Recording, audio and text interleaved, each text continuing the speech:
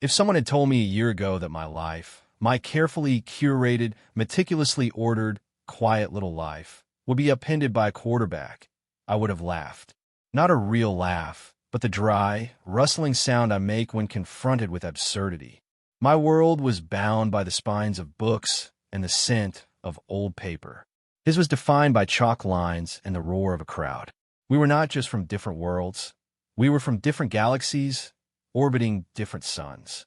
And yet, the universe, in its infinite and often cruel sense of humor, decided our orbits had to cross. My existence was a series of concentric circles of safety. The innermost circle was my apartment, a small one-bedroom sanctuary where every object had its place and the silence was a comfortable blanket. The next circle was the university library, specifically the third-floor stacks, where the literature of dead poets felt more alive than most people I knew. The final, outermost circle was the campus itself, a place I navigated with the careful strategy of a ghost, sticking to the edges, avoiding the main quad where life happened in loud, primary colors. Carter Thorne was the main quad personified. He was the king of that vibrant, chaotic world. I knew of him the way one knows of a campus landmark or a local celebrity. You couldn't avoid him. His image was on posters for the football team. His name was a frequent chant on autumn Saturdays. His presence was a gravitational pull that drew all eyes. He was tall, built with the solid, intimidating grace of an athlete, and he moved with a confidence that seemed like a birthright. A confidence I found both fascinating and repellent. From my vantage point in the library window, I watched him sometimes. He'd be laughing with his teammates, a constellation of equally large and loud young men, and the light would catch the blonde streaks in his hair. He seemed uncomplicated, a creature of pure physicality and forward momentum. My attraction to him was a secret, shameful thing, like a weed growing in the pristine garden of my solitude. It was pointless, an intellectual exercise in longing for something not just unattainable, but entirely incompatible with my own nature. He was the sun, and I was a creature of the shadows, destined to burn if I got too close. The distance between us was more than social. It was elemental. He was fire and I was water. He was the roar and I was the whisper. He was, to my certain knowledge and the university's gossip mill, aggressively, unequivocally straight. He was the star quarterback with the cheerleader girlfriend, a walking, talking cliché of American masculinity. I was the quiet, gay bookworm who tutored freshmen in the writing center to pay his rent. The chasm was absolute, uncrossable. Then came the disruption. It wasn't a meteor or an earthquake, but something far more mundane and far more damaging, an academic cheating scandal. It swept through the athletic department like a contagion, and suddenly the gods of the campus were proven mortal. The university administration, in a fit of reactive panic, implemented a new policy. Key players on every major team were to be assigned mandatory academic tutors, not as a punishment, but as a preventative measure. A public relations move to show they were taking things seriously. My boss at the writing center, a kind, frazzled woman named Dr. Albright, called me into her office. Her desk was a disaster zone of papers and half-empty mugs. She looked at me over her spectacles, her expression a mixture of apology and desperation. She said the athletic department needed her best, most discreet tutors. She said my name was at the top of her list. I felt a cold dread trickle down my spine. This was a breach of my carefully constructed defenses. "It's for Carter Thorne," she said, and the name landed in the quiet room with the force of a dropped weight. "He's in Professor Miller's modern poetry class. It's a requirement for his major, and he needs to maintain his grade point average. You're the best poetry student I've ever had, Alex." My heart did a frantic, stupid flutter. Carter Thorne. Modern poetry. It was a combination of words that made no sense. It felt like a joke, a cosmic prank designed specifically to torment me. I wanted to say no. I wanted to invent a dozen reasons why I couldn't, why I was too busy, too ill, too emotionally fragile to be locked in a room with the human embodiment of all my hopeless desires. But I looked at Dr. Albright's tired face, and I heard the unspoken plea. The athletic department was throwing its weight around. She didn't have a choice, which meant I didn't either. So I said yes. The word felt like a betrayal of myself. I was willingly walking into the fire. We were assigned a private study room in the library basement, twice a week, Tuesdays and Thursdays, an hour and a half each session. The thought of it filled my stomach with a swarm of angry bees. Forced proximity. It was the one thing my carefully structured life was designed to avoid. Now it was a mandate. Our first session was excruciating. I arrived 10 minutes early, setting up my books and notes on the small table, arranging my pens in a neat, obsessive row. It was a pathetic attempt to assert control over a situation in which I had none. He arrived exactly on time, filling the doorway of the small, windowless room, seeming to suck all the available oxygen out of the air. He was bigger up close. The posters didn't do him justice. The sheer physical reality of him was overwhelming. He ducked his head to enter, a faint scent of rain and something clean, like soap, trailing him. He wore a gray university sweatshirt and jeans, and his hair was damp. He looked less like a campus god and more like just a student. A very large, very intimidating student. "Alex," he asked. His voice was lower than I expected. Less of a boom, more of a low rumble. I just nodded, my own voice having apparently fled the scene. He dropped his backpack onto the floor with a heavy thud and slumped into the chair opposite me. The small table felt entirely inadequate for the space between us. He ran a hand through his damp hair, and for the first time, I saw that he looked tired, deeply tired. There were faint, bruised-looking shadows under his eyes. The unwavering confidence I saw from a distance was gone, replaced by a profound weariness. The first half hour was a masterclass in awkward silence. I tried to talk about Walt Whitman. He just stared at the book, his jaw tight. I felt my anxiety spike. This was a mistake. He didn't want to be here. I didn't want to be here. I was just another obligation in his overscheduled life, a consequence of his teammates' stupidity. But then, slowly, something shifted. I was explaining a particularly dense passage, my voice finding its usual rhythm when I talked about things I loved, and I looked up to find him watching me. Not the book. Me. His gaze was intense, focused. Not hostile, just observant. It was unnerving. Over the next few weeks, a strange, fragile routine began to form in that little basement room. I began to see the details the campus posters left out. I saw the faint white scar that cut through his left eyebrow. I noticed the way he would rub the calloused knuckles of his right hand when a line of poetry frustrated him, a repetitive, anxious gesture. I learned that he wasn't a bad student. In fact, he was surprisingly sharp. He just didn't have the time or the energy to untangle the language on his own. He would talk sometimes, not about football or parties or any of the things I assumed filled his life. He'd talk about the pressure, the constant, grinding pressure to perform, to win, to be the person everyone expected him to be. He spoke of it with a kind of weary resignation that resonated with a hidden part of me. He was trapped in his role just as surely as I was in mine. He was just trapped on a much bigger, much brighter stage. One Thursday, he was particularly on edge. The team had lost a big game the previous weekend, and the campus media was crucifying him for it. He couldn't focus. He kept staring at a poem by Elizabeth Bishop, but his eyes were blank. He read a line aloud, his voice rough with frustration, then tossed his pen onto the table. It skittered across the surface and fell to the floor. "I don't get it," he said, his voice a low growl. "It's just words. It doesn't mean anything." He leaned forward, burying his face in his large hands. His shoulders were slumped in defeat. And in that moment, he wasn't Carter Thorne, star quarterback. He was just a boy in a basement, overwhelmed and lost. A switch flipped inside me. My anxiety receded, replaced by a strange, fierce wave of protectiveness. Without thinking, without giving my cautious brain a chance to veto the impulse, I reached across the table. I hesitated for a fraction of a second, my fingers hovering over the thick muscle of his forearm. Then I touched him. My hand rested on his arm. Just that.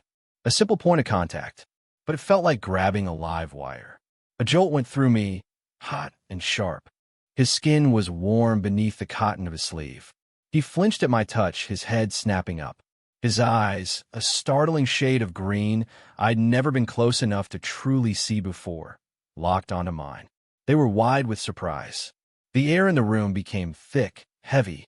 Every sound from the library above faded into nothing. There was only the space between us, charged and humming with a new, terrifying energy. My heart hammered against my ribs, a frantic, trapped bird. I should have pulled my hand away. I should have apologized, made a joke, broken the spell. But I couldn't. I was paralyzed, caught in the intensity of his gaze. He didn't pull away either.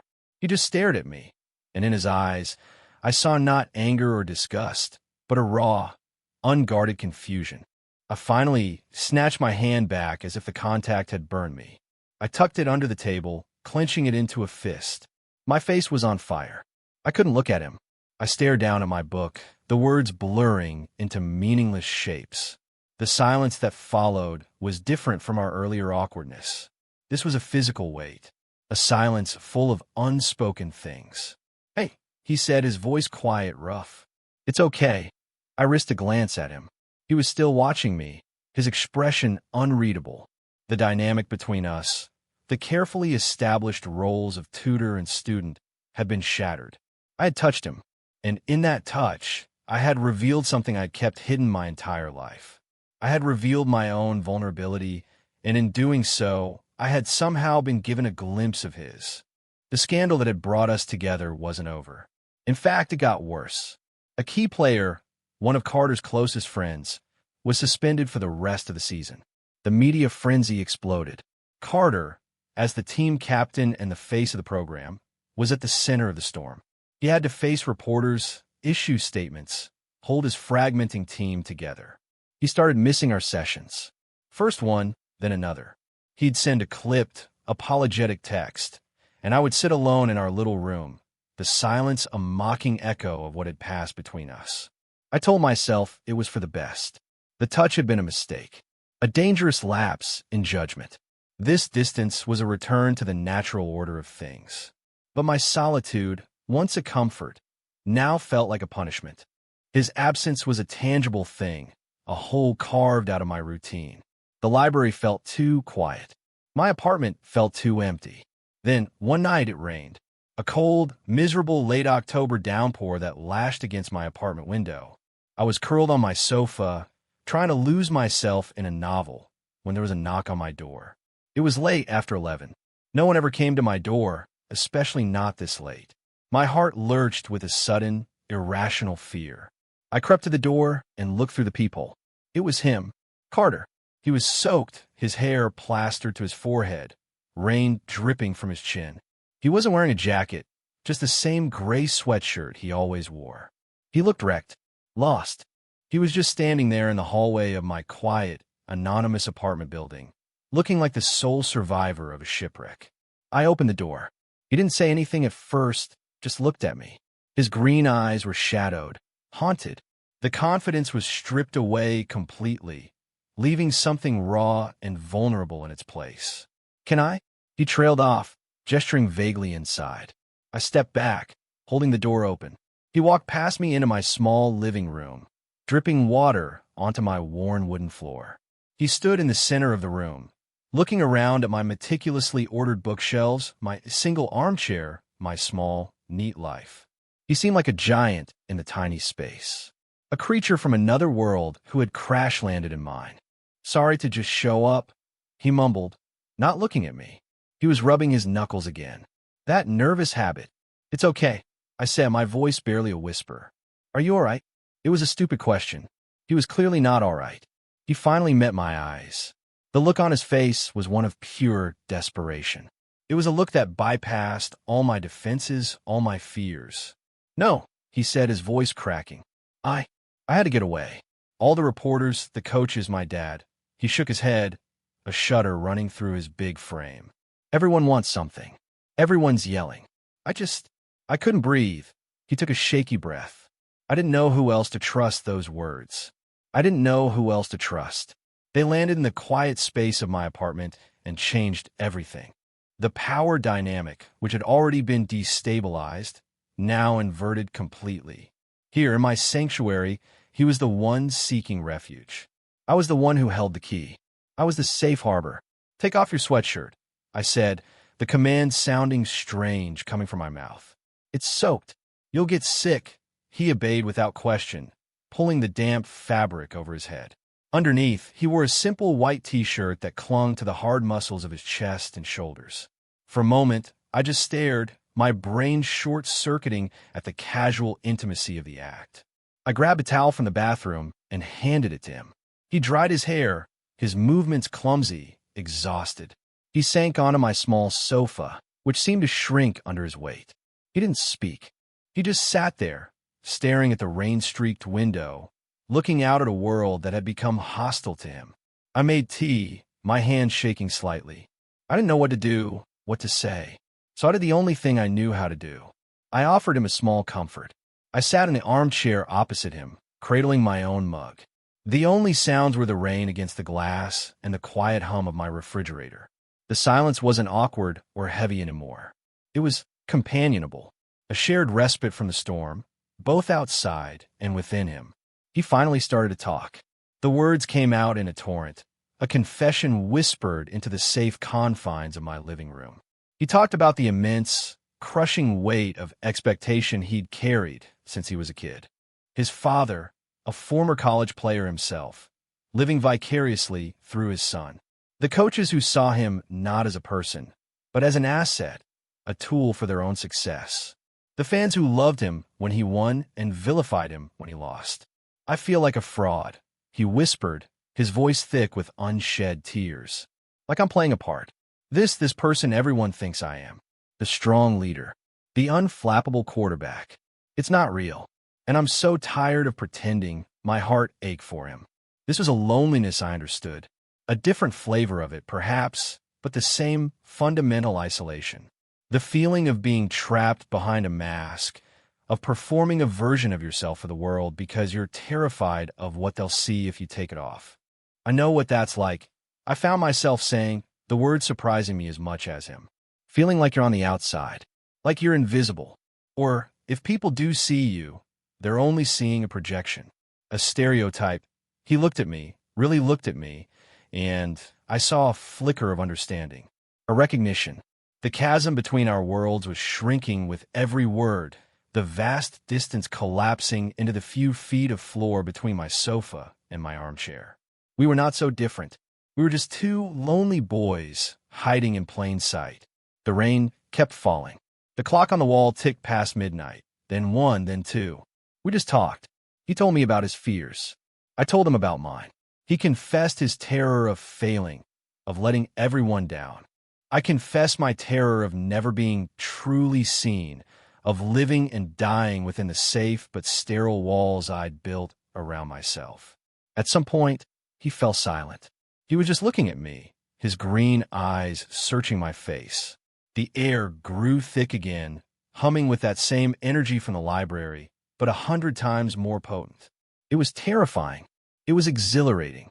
My entire body felt alive, every nerve ending tingling with anticipation. He slowly stood up and walked a few steps to my chair. He knelt on the floor in front of me, so we were at eye level. My breath hitched in my throat. He was so close. I could see the flecks of gold in his green eyes, the faint stubble on his jaw. I could feel the warmth radiating from his body. "Alex," he said, his voice a raw whisper. And the way he said my name, it was like he was tasting it for the first time. It sent a shiver through me. He reached out, his hand hesitating for a moment before his fingers gently brushed against my cheek. His touch was feather-light, questioning. It wasn't a spark this time. It was a slow, spreading warmth, a fire catching in my veins. My carefully constructed walls, my years of solitude and self-preservation, crumbled to dust in that single, hesitant touch. He leaned in, his eyes never leaving mine. He was asking a question, one he didn't seem to have the words for. I gave him the answer. I leaned forward, closing the final inch between us. His lips were soft, softer than I could have imagined. The kiss wasn't passionate or demanding. It was slow. It was tentative. It was a discovery, a quiet, desperate search for something real in a world of performance and pretense. I could feel the slight tremor in his hand as it cupped my jaw. I brought my own hand up to cover his, my fingers lacing through his. It felt like coming home to a place I'd never been before. When we finally broke apart, we just stayed there, our foreheads resting against each other. His breath was warm on my skin. My heart was a chaotic drum against my ribs, but for the first time, it wasn't from anxiety. It was from hope. A terrifying, brilliant, impossible hope. I woke up to the gray light of dawn filtering through my window. For a moment, I was disoriented, a blissful confusion clouding my mind. Then memory flooded back. Carter, the rain, the talk, the kiss. A slow smile spread across my face. I turned my head on the pillow, expecting to see him there, in the empty space beside me in my bed. But the space was empty. The indentation of his head was still on the other pillow, the sheets were still warm, but he was gone. Panic, cold and sharp, pierced through the warm haze of my memory. He said both. My living room was empty. His damp sweatshirt was gone from where I'd hung it to dry. There was no sign he had ever been there at all, except for the 2 team mugs sitting by the sink.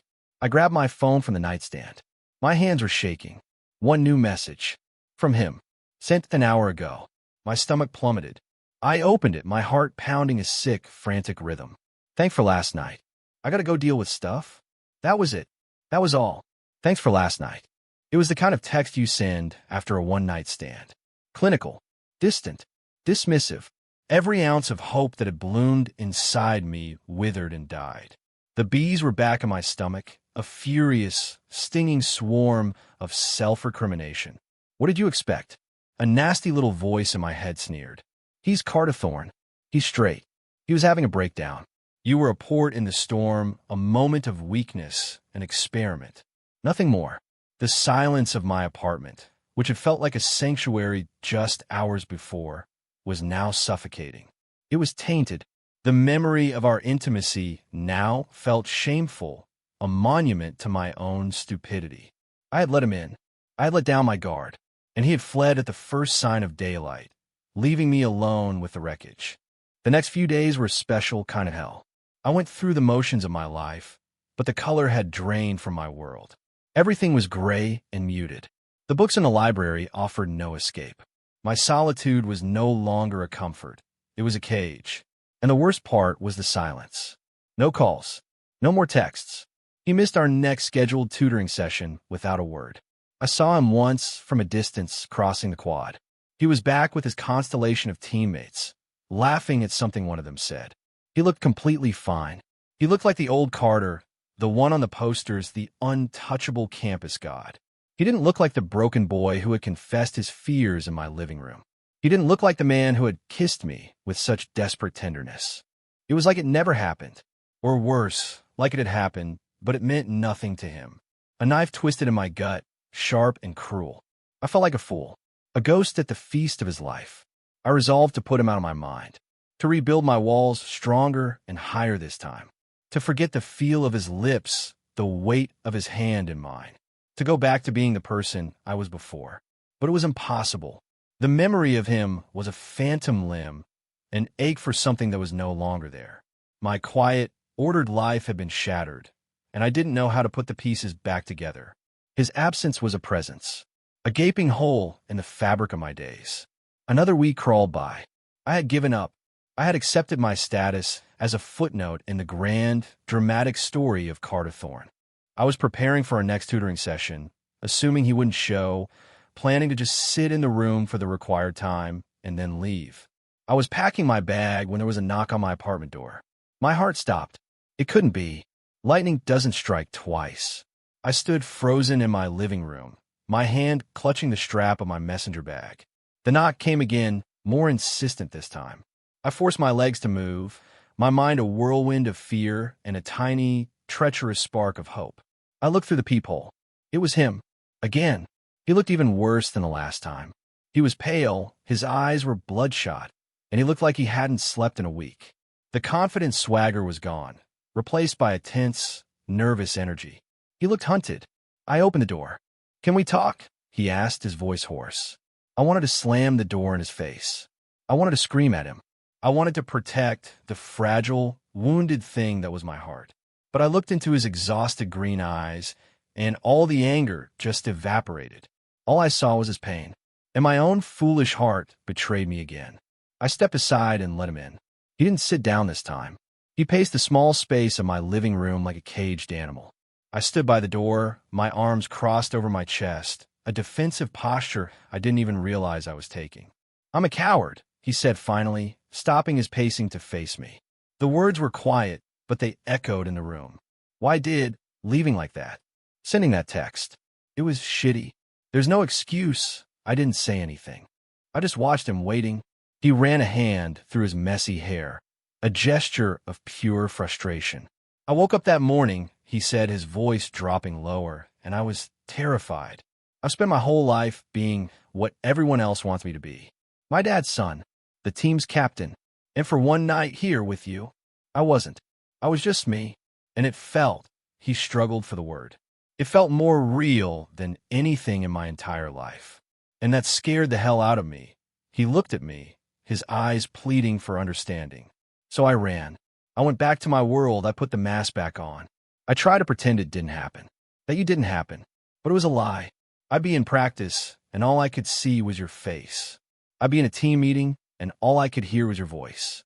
You ruined me, Alex," he said it with a ghost of a smile, but his eyes were deadly serious. My defensive posture softened. A warmth started to spread through my chest, melting the ice that had formed around my heart. "I thought you regretted it," I said, my voice barely audible. "I thought I was just a mistake." "No," he said, stepping closer to me. "God, no. Leaving was the mistake. Being away from you, it felt like I couldn't breathe right. I don't know what any of this means. I don't know what this makes me, or what happens next. My whole life is mapped out for me, and you're not on the map." He took another step, closing the distance between us completely. "But you're the only thing that feels real, and I don't want to lose that. I can't." He reached out and took my hand. His grip was firm, sure, not hesitant like before. It was a statement, a promise. My fingers curled around his automatically. It felt right. It felt like the world snapping back into focus. "I'm scared too," I admitted, my voice trembling slightly. "You're from a different world, Carter. A world that might not have a place for someone like me. For this, then we'll make a place," he said, his voice fierce with a conviction that took my breath away. He squeezed my hand. "I have a game on Saturday, the last home game of the season. I want you to be there." "I can't get a ticket," I said, confused. "It's been sold out for months. You don't need a ticket," he said, his green eyes boring into mine. "I want you on the sidelines. I have a pass for you, with the families." With me, the breath left my body in a rush. The sidelines. In front of his team, his coaches, the cameras, thousands of people. It was a public declaration.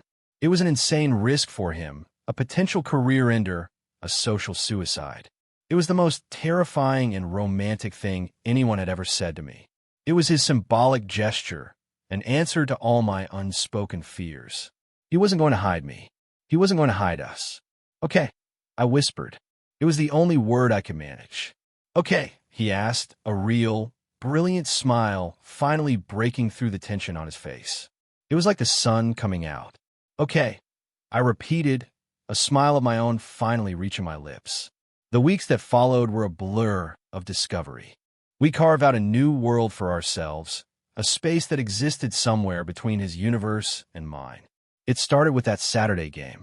I stood on the sidelines, my heart pounding with a mixture of terror and pride, wearing the pass he'd given me. He'd find my eyes in the crowd before a big play, and in that shared glance, a silent conversation would pass between us. It was our secret, hidden in plain sight. Slowly, his world began to bleed into mine. He started spending more and more time in my apartment. It became his refuge from the pressures of his life. He'd do his coursework at my small kitchen table while I read on the sofa. We'd cook dinner together, navigating the tiny kitchen in a clumsy but comfortable dance.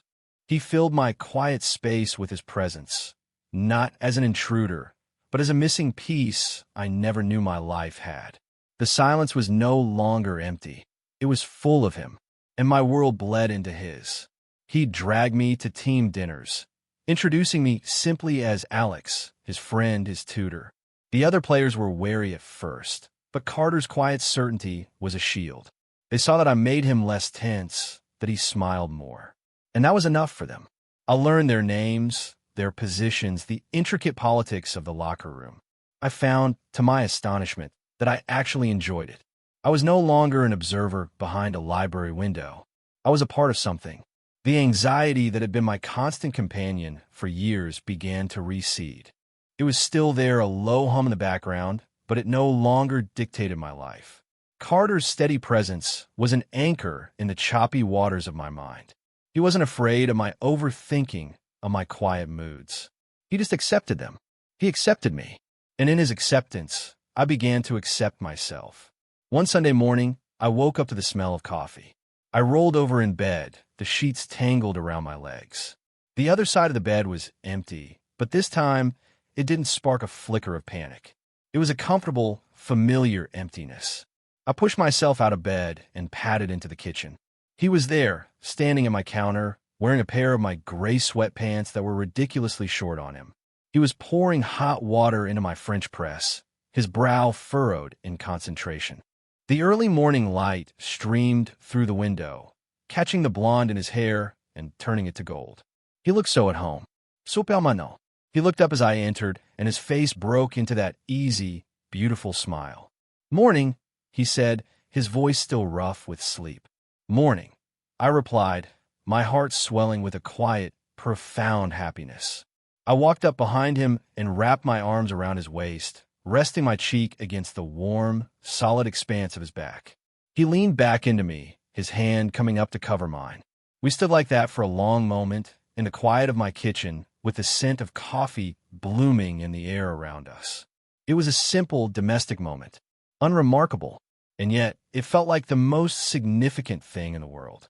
This was the new beginning. This was the life I never dared to imagine. My old life was safe. It was predictable and orderly and lonely. I had built my walls so high to keep out the pain, but I had also kept out the joy. Carter Thorne, the star quarterback, the king of a world I never wanted to belong to, hadn't just breached my walls. He had demolished them. He was a beautiful, chaotic disruption that had shattered my solitude and shown me what it felt like to be truly seen. He wasn't a plot twist I had been expecting, but he was the one that made the whole story make sense. He was the person I never knew I was waiting for, the anchor that showed me I didn't have to be a ghost anymore. What do you think is scarier? The fear of being rejected for who you are, or the fear of never letting anyone close enough to find out? Let me know your thoughts in the comments below. And if you enjoyed this story, please don't forget to subscribe for more content like this.